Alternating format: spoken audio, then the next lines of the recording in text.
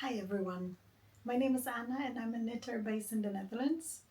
I want to tell you about my journey towards becoming a knitter, or maybe still becoming a knitter.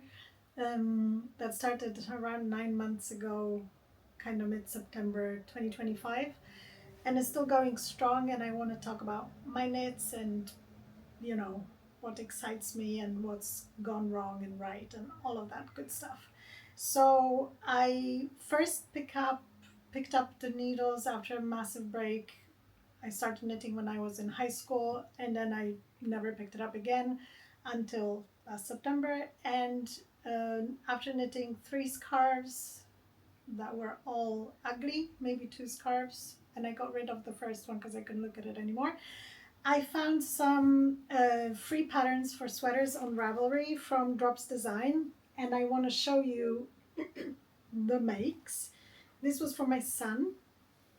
This is a lovely, now probably too small, navy blue jumper, knitted with Rico Design, Aran weight, luxury alpaca, I guess that's the name.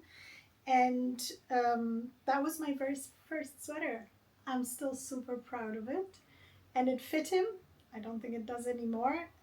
It had a 2x2 folded collar, no short row shaping. Sorry, that's a mouthful. Because it has like a seam on the back, and then you pick up stitches, and then you join in the round. Just normal tapered sleeve with a beautiful 2x2 cuff. And I think 2x2 is so much prettier than 1x1, and it cinches in beautifully. I don't know if you can see that.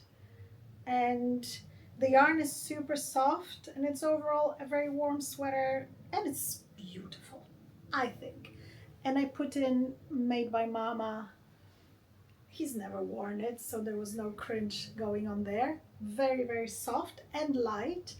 And I didn't get gauge with the recommended needle size, so I went up 1 or 2 needle sizes, and it came out really nicely. And it's super beginner friendly. They really hold your hand. I'm looking at my notes. They really hold your hand at Drop Design, so it takes you from Ravelry to their own website, where you can choose your size. Then it circles all of the stitch numbers and all of the stuff you have to do, with some general techniques explained at the beginning. And I think it also links to tutorials, video tutorials for the difficult parts. Yes, for sure it does. And it was a brilliant knit. I would highly recommend. A free pattern, like I said. It took me 23 days to knit that sweater, of course, apart from chores and a day job. This pattern, I'm going to link it in the description, and also link my Ravelry page, where you will find detailed information about the yarns and needle sizes that I used, which are usually a few sizes up from recommended needle size, because I never meet gauge. This was 246 -14 waterway. That's the name of the pattern. And then, fueled by my incredible success, I went on to make another sweater for myself, which I don't have because I ended up gifting it. And that was a 236-34 Foggy Autumn from Drops Design. And took me 17 days to knit only. And it was the same yarn in a slightly different color. I'm going to insert a picture. This was a raglan, which was a challenge at the time, but it went really well because the pattern really holds your hand. And no short row shaping in the back. So it ended up riding up a little bit. I also made it a little bit too cropped. I also made the sleeves too short, because I was measuring with my hands down, thinking, oh, it might grow, whatever. But then it ended up being too short, and I went back and ripped back the sleeves and made them longer, which fitted my friend very well, but also the cropped fit she really liked. And I have since decided and discovered that when I hold my hands up like that, my sleeves need to come up to my wrist when my hands are like that. So then I get a really nice cozy size. I like my sleeves maybe a tiny bit longer. And it was a good fit otherwise. I mean, I looked a little bit fat, and my friend looks amazing. So that was a good gift. And then I moved on to make a sweater for my partner, which was again the waterway pattern, same as my son's, but in a different yarn color. It was the same Rico Design luxury alpaca yarn and iron weight, but it was a dark gray, and it came out beautiful. It was a Christmas knit. I was really rushing. I think that was my record 14-day knit, and rushing towards the end incredibly just to make it in time. But it was again a really good fit. I feel like this pattern works really well for men. I mean, it's a pattern designed for men, and I know these are rare, but I feel in both cases for my men it was a really good fit, so that's amazing. And then after the 3 sweaters, and especially the rush before Christmas, I decided to have a little rest and make a scarf. And not this one, because it was again a gift knit. The pattern is Bonnie and Clyde by Isabell Kraemer. And I knitted that in, I think, Filcolana the first time around, and Mary Merino. Again, that's all on my Ravelry page, and I will link whatever I can. That was a striped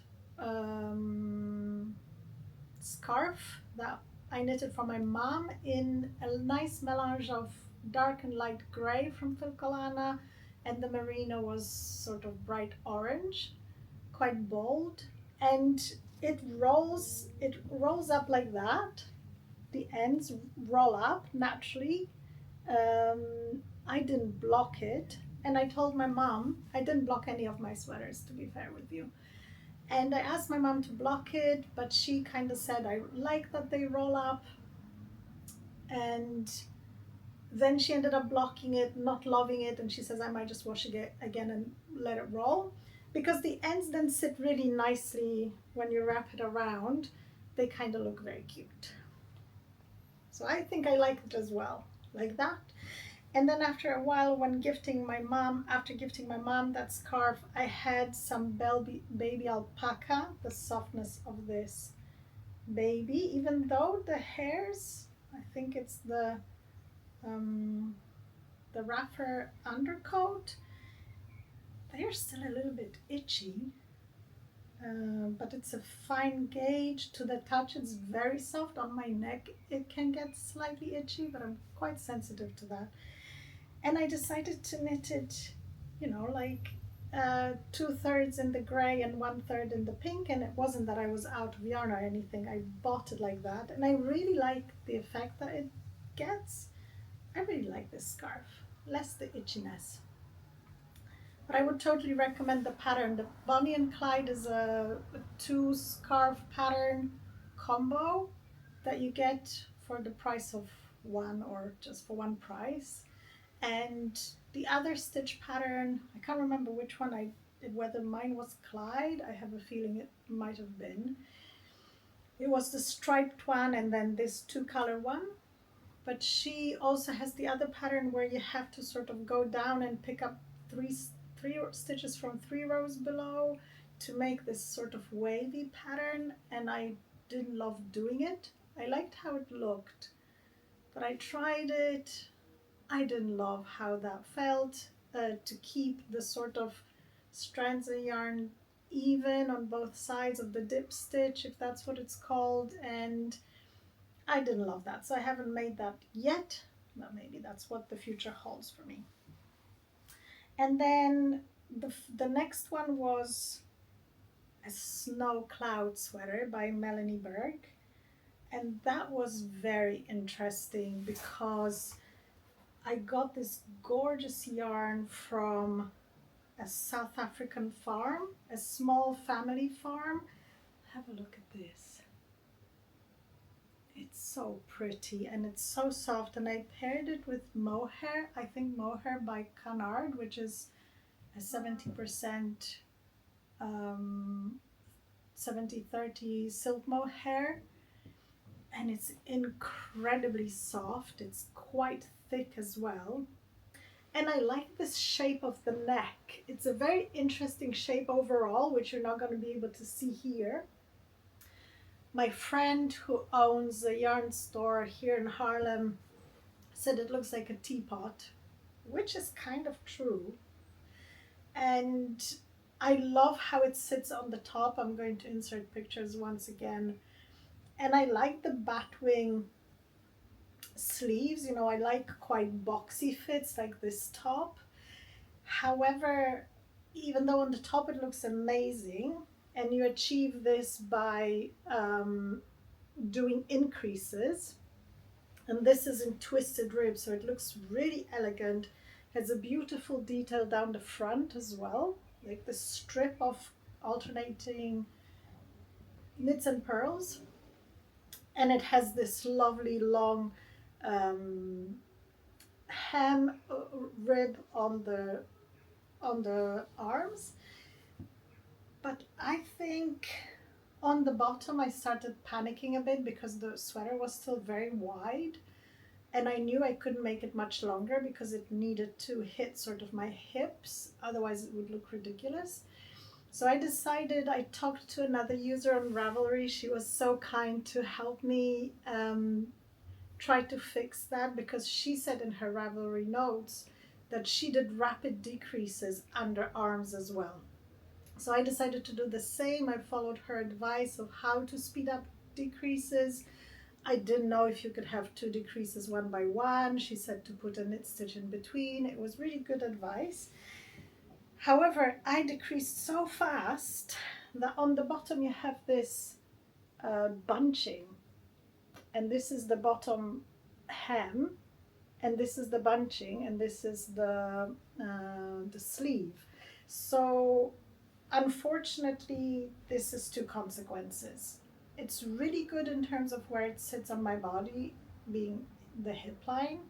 However, if you raise your hands even slightly, the sweater rides up, and I don't love that. You know, my love handles don't adore that. And the other thing that happens is I feel like the twisted rib hem at the bottom also has a tendency to sort of stick out. So you have the back, and then the rib kind of goes out a little bit, which I don't love. And because this yarn was not cheap, and it's so gorgeous, and I love knitting with it, it's so soft. They don't produce a lot of yarn. They also had really bold colors after that. I think a yellow and a blue that were really quite bold. And I couldn't find a color that fit my aesthetic anymore, or what I could bear wearing, you know, among people. So I think I have some left. I think I might go back and try to fix it. I don't know if that's a good idea, but to do the underarm, whenever you get to this point, or not much below, just to close it with Kitchener stitch up until the width of the body that I want, which is the width on the bottom. So, and then continue straight. So close Kitchener stitch here under the sleeves, and then just continue in the round to the bottom. And I think this would be amazing. But it's still a very elegant sweater, and I wear it with joy, and I get compliments when I wear it, as long as I hold my hands down. So that is a flattering shape on the top for sure. I love how it sits. It's gorgeous. So the 4th sweater is Heidi sweater by Katarina Linnhagen. Hope that's how you say it. Which is this one here. And this is a lovely knit. I adore it. Also quite heavy, and also soft, really soft. And I really enjoyed knitting this. What I think about the pattern is very thoughtful. It takes you to new techniques I think this was the first time I did half twisted rib, half twisted 2x2, I think. But the short row shaping, that was the first time I was doing short rows, maybe the second. And the technique is really well explained. It's very pretty, very thoughtful details all over the pattern really. The raglan is very nice. I liked that the top of the sweater is quite wide around the neck. However, now I think I knitted a size too large because it is quite heavy, so it weighs down, and also it is really quite boxy, very wide for me. So I was also off gauge, so that's most likely entirely my fault. However, I also noticed that because of the shaping on the back of the sleeves here, I also get these two panels on the side of the sweater in the back that make it look a little bit weird. And I will try to insert pictures, but overall I really love the fit, and I can't see the back very well. In the front it's really lovely, and it must just be all of this to do with the gauge. I couldn't be bothered to calculate anymore. I just went for the size that I thought with the fabric that I got, because I didn't want the tiny needles. It's definitely knit on smaller needles.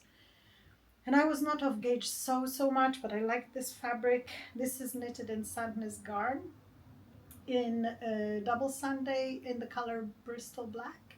And I paired it with tin silk mohair, which is slightly itchy. You can't feel it now anymore, but I was quite surprised that tin silk is itchy because it has an addition of wool.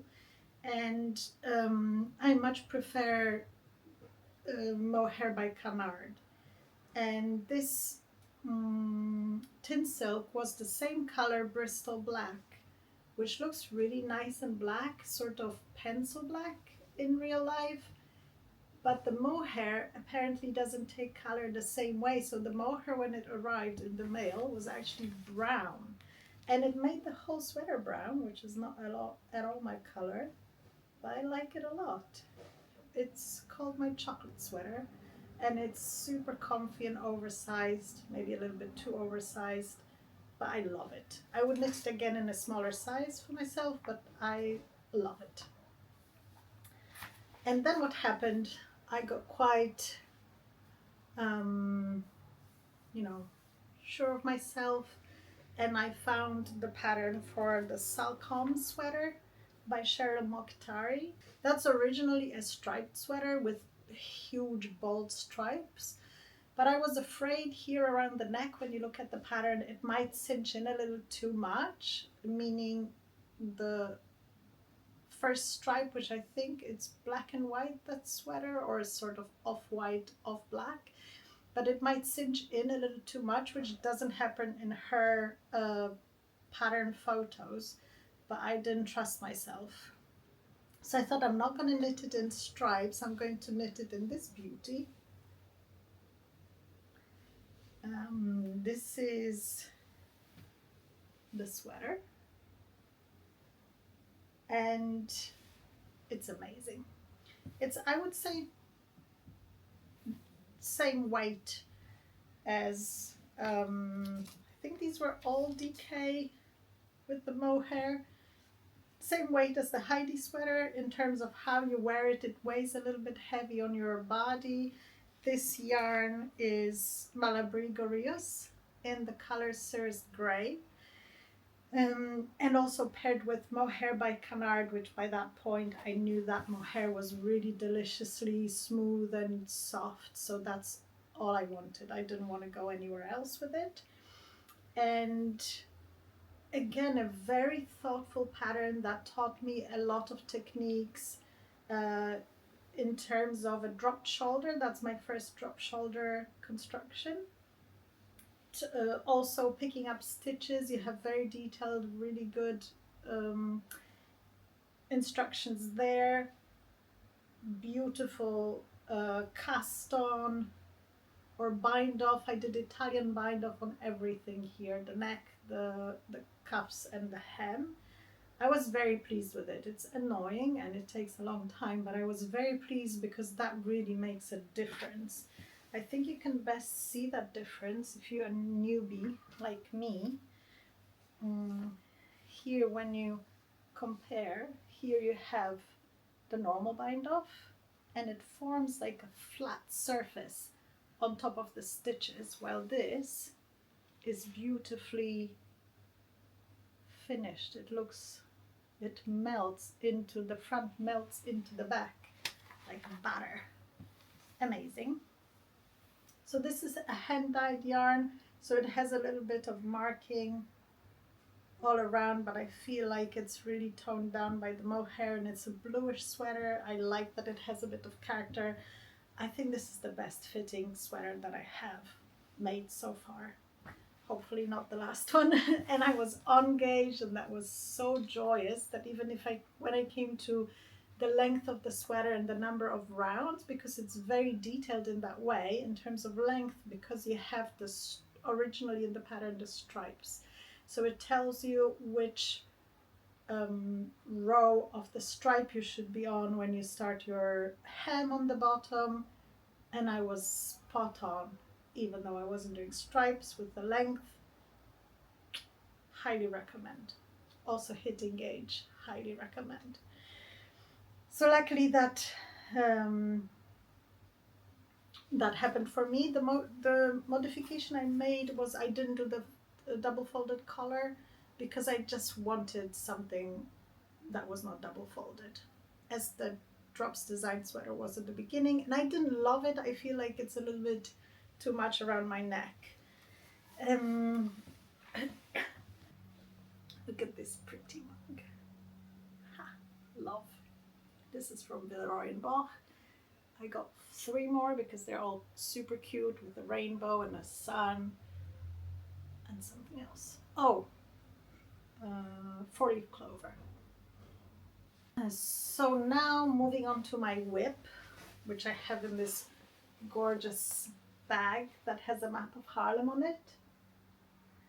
This is from a local illustrator, I guess. He has this on mugs and postcards and posters. It's amazing. Really pretty. So this, I was influenced by another new and very successful already knitting podcaster, the Roaming Knitter. I highly recommend her. She's awesome. I found her on her first podcast. She was on my feed on YouTube, and I was smitten by her peaceful voice, beautiful travels, wonderful narrative, very impressed by her knits, her honesty. Go watch her. And her name is Heather. And she has recently done a full video on the Jilli jacket. This is my version of the Jilli jacket. And it does not look impressive yet. This is how far I've got in terms of length. And she talks about the whole process. She actually documents the whole process, which was very helpful to me. I think she was also off gauge, but she commented that she should have or could have knitted a size smaller. So I decided to knit size 2 rather than 3. And I decided that very late on, because the 2 sizes are the same up until I think you join for the underarm. You cast on extra stitches, or maybe just before that I stopped doing the raglan increases and just stopped for size 2 because I tried it on and it seemed okay. I think I was originally a little bit off gauge. Now that I'm knitting back and forth, I'm actually on gauge with 6.5 millimeter needles, which I swatched with 7, I think. And I've worked with this yarn before. This is the Rico Design Luxury Alpaca Superfine. It's not your most sustainable yarn, okay, unfortunately. It has 63% alpaca, 37% polyamide, so not great. but price-wise very good. This was, like I said, the first yarn I've ever worked with for the first 3 sweaters from Rico Design, and I just wanted a sweater in the same color that I knitted for my partner, but of course a different shape. It's so soft, and I'm sure it's going to be durable because it looks properly sturdy. It's Aran weight as well. So the Jilli jacket has been a great experience, but I would recommend watching the tutorial, the tutorials that come with the pattern as well, because you have a very new to me cast on, and I really needed a tutorial for that. I don't even know what the name is of that cast on. And the roaming knitter Heather talks about how difficult that was for her, so I was warned.